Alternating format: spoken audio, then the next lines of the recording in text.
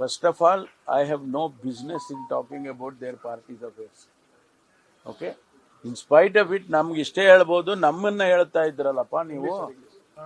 You were saying always, Congress, there are four different doors and four different groups and those kind of things. But now I have to ask them, what kind of, how many different groups you have.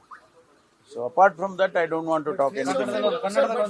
ಇಲ್ಲ, ನಾವು ಅವರ ಪಕ್ಷದ ಆಂತರಿಕ ವಿಚಾರಕ್ಕೆ ನಾವು ಮಾತಾಡಕ್ ಹೋಗೋದಿಲ್ಲ, ನಮಗೆ ಸಂಬಂಧನೂ ಇಲ್ಲ. ಆದ್ರೆ ನಮಗೆ ಹೇಳ್ತಾ ಇದ್ರಲ್ಲ 4 ಗುಂಪಿದೆ, 4 ಬಾಗಿಲಿದೆ ಅಂತ ಹೇಳಿ, ಈಗ ನಿಮ್ಮನ್ನ ಕೇಳ್ಬೇಕಲ್ವಾ ಎಷ್ಟು ಗುಂಪಿದೆ ನಿಮ್ಮಲ್ಲಿ ಅಂತ ಹೇಳಿ. ಅಷ್ಟು ಬಿಟ್ರೆ ನಾನು ಅದ್ರ ಮೇಲೆ ಏನು ಕೇಳಕ್ ಹೋಗಲ್ಲ. In your party also, sir, there are supporters of Jarkiholy are performing puja that he should become CM.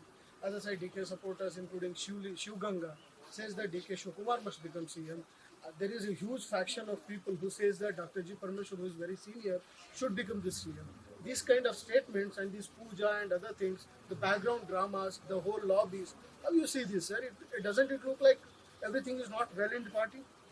I don't want to take any political questions.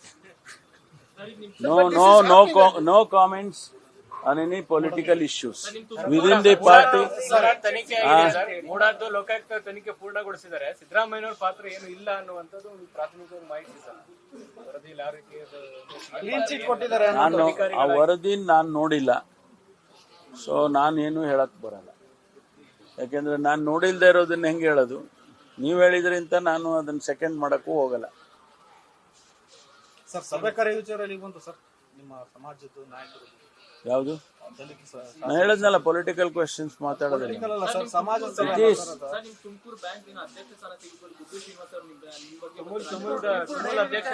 Nominee ಸದಸ್ಯರನ್ನ ಇದೇ ಪ್ರಥಮ ಬಾರಿಗೆ ಅಧ್ಯಕ್ಷರನ್ನಾಗಿ ಮಾಡಿದ್ದಾರೆ ಅಂತ ಮಾಡಿದ್ದಾರೆ ಅವರು. ನಾವು ನಾಮಿನೇಷನ್ನ ವೆಂಕಟೇಶ್ ಅವ್ರನ್ನ ಮಾಡಿದ್ದು ಸರ್ಕಾರ.